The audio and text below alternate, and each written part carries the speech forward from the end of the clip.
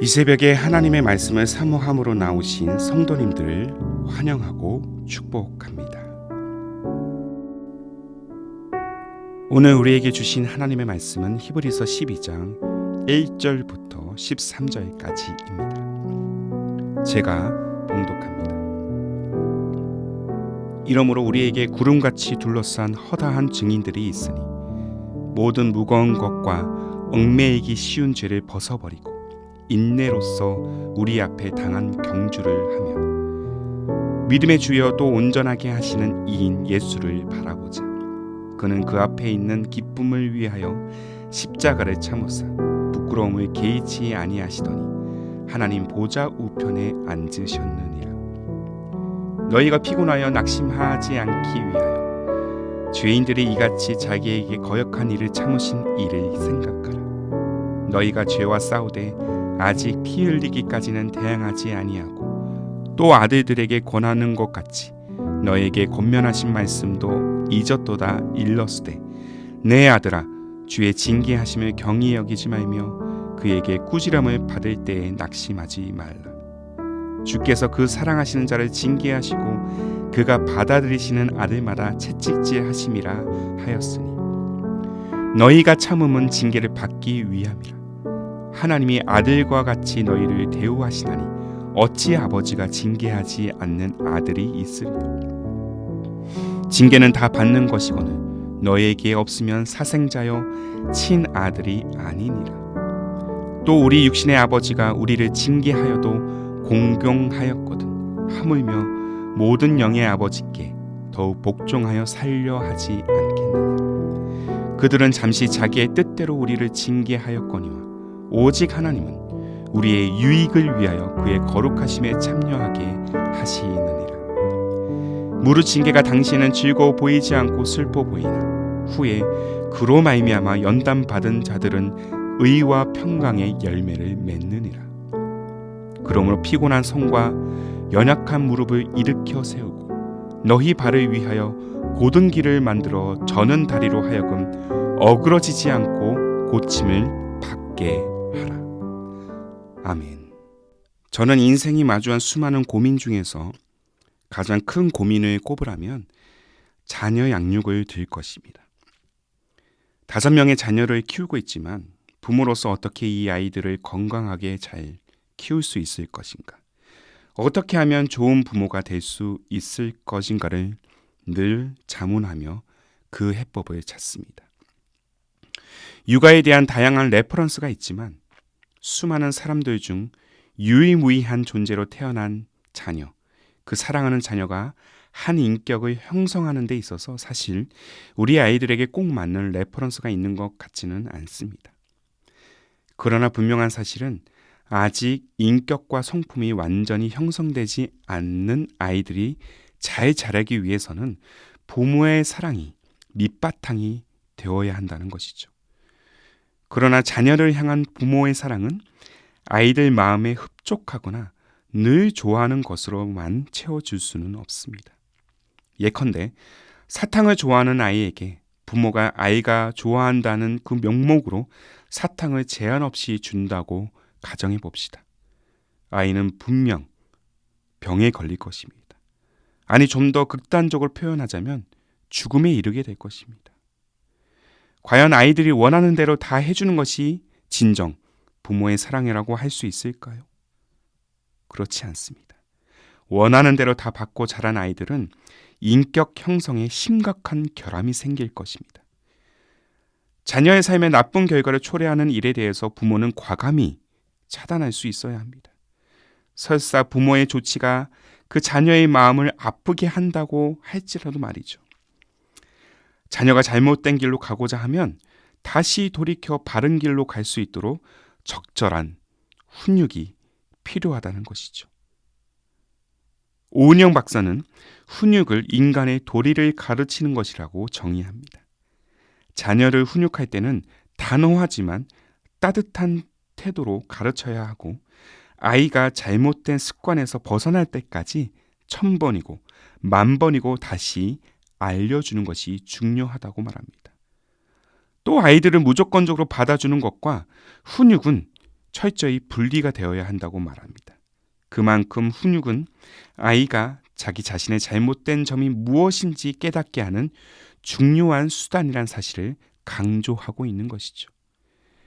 자, 이는 육아를 넘어서 우리 신앙에도 해당되는 원리이기도 합니다. 우리는 예수 그리스도를 믿음으로 말미암아 죄인의 신분에서 자녀의 신분으로 변화되었습니다. 십자가의 은혜로 씻을 수 없었던 죄로부터 해방되어 마침내 하나님의 자녀가 되는 특권을 우리는 얻었고, 이전과는 다른 새로운 삶을 향해 나아갈 수 있게 되었다라는 것이죠. 이것이 바로 거듭남의 은혜인 것입니다. 그러나 우리가 결코 관과하지 말아야 할 사실이 있다면 여전히 우리 내면엔 죄성이 가득하다는 것입니다. 그래서 이사야서 53장 6절에 기록된 바와 같이 우리는 모두 다 양 같아서 각기 제 길로 가려고 합니다.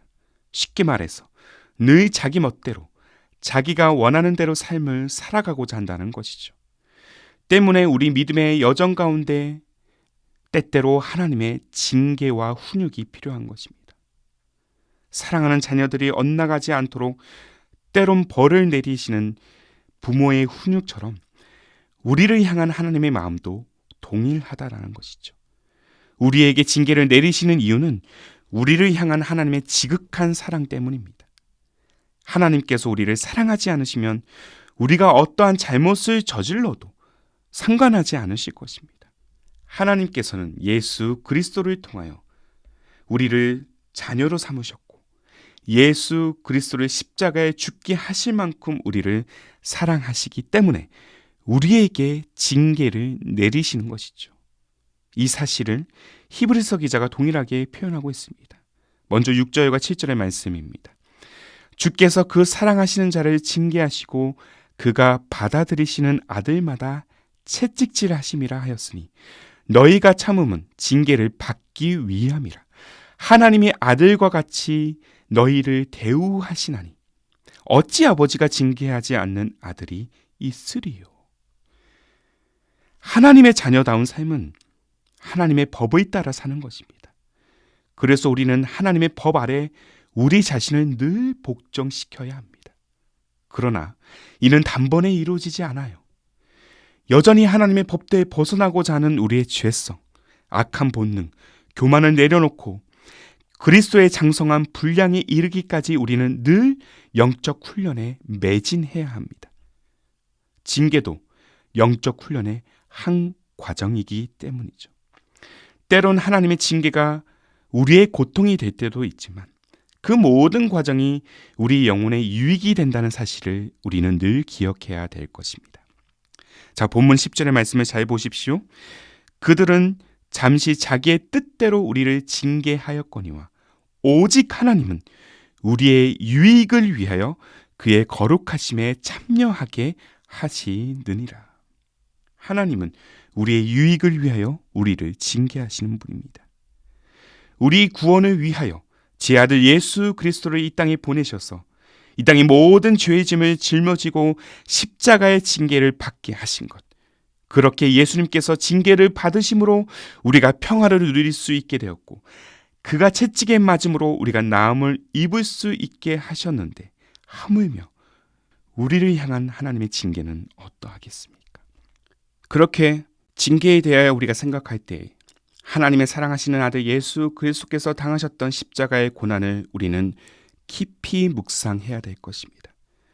자, 본문 2절에 기록된 바와 같이 히브리서 기자가 믿음의 주요 온전케 하시는 이인 예수를 바라보자고 표현한 것은 하나님께서 예수 그리스도의 십자가의 그 사건을 통해서 그를 완전한 구원자로 세워진 그 과정을 우리로 하여금 면밀히 묵상하라는 것이죠.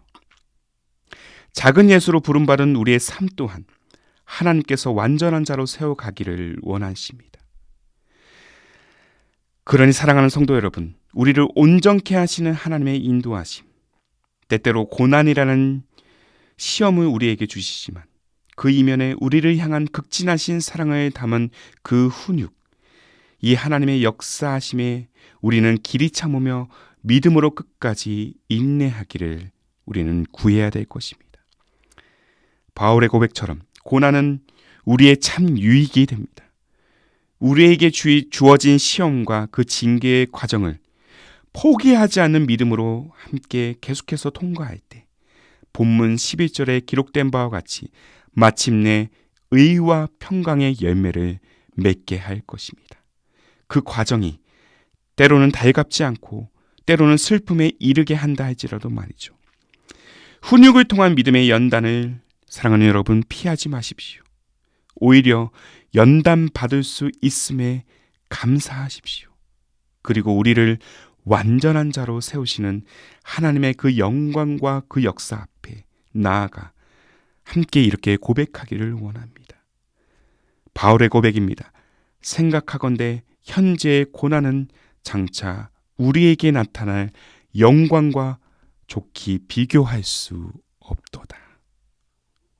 이 영광을 바라보며 계속해서 이 믿음의 시험을 통과하기를 소망하며 끝까지 믿음에 주어진 그 길을 향해 나아가는 우리의 삶, 우리의 가정, 우리의 교회가 되기를 소망합니다. 기도하겠습니다. 그 누구보다 우리를 바른 믿음, 바른 복음의 길로 나아가기를 원하시는 하나님 아버지, 때때로 믿음의 길이 어렵고 힘든 길이라 여기고 그저 우리가 원하는 대로만 살고자 했던 연약한 마음이 있음을 고백합니다.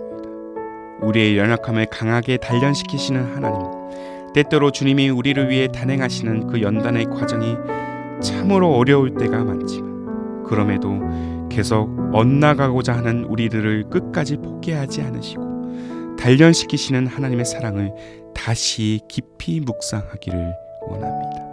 제 아들 예수 그리스도를 십자가의 죽음으로 내몰기까지 우리를 향한 사랑을 드러내셨던 하나님, 십자가의 은혜, 십자가의 그 사랑을 깊이 묵상하며 하루하루 힘겹지만 이 땅에서의 모든 연단과 고난을 넘어서 우리를 완전케 하실 영광의 그날을 소망하며 믿음의 길로 온전히 걸어가는 우리의 인생길이 되게 하여 주옵소서. 때때로 마주하는 고난의 순간, 우리의 교만 때문에 내려진 이 징계가 우리 믿음의 참 유익이 됨을 잊지 않게 하여 주시고 하나님 앞에 흔들리지 않는 세상의 그 어떤 보화보다 빛나는 정금 같은 믿음으로 서는 우리의 삶과 우리의 가정, 우리의 교회가 되게 하여 주옵소서.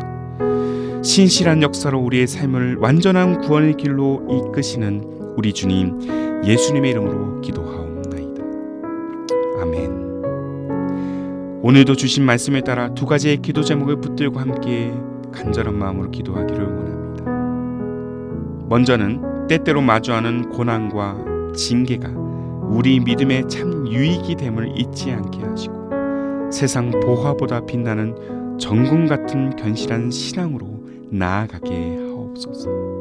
한 걸음 더 나아가 이 땅에서의 모든 연단과 고난을 넘어서 우리를 완전케 하실 영광의 그날을 소망하며 믿음의 길을 온전히 걸어가는 우리의 인생이 되게 하여 주옵소서. 이 두 가지의 기도 제목을 간절한 마음으로 함께 고백하며 기도로 하루의 삶을 열어가시기를 바랍니다. 함께 기도하겠습니다.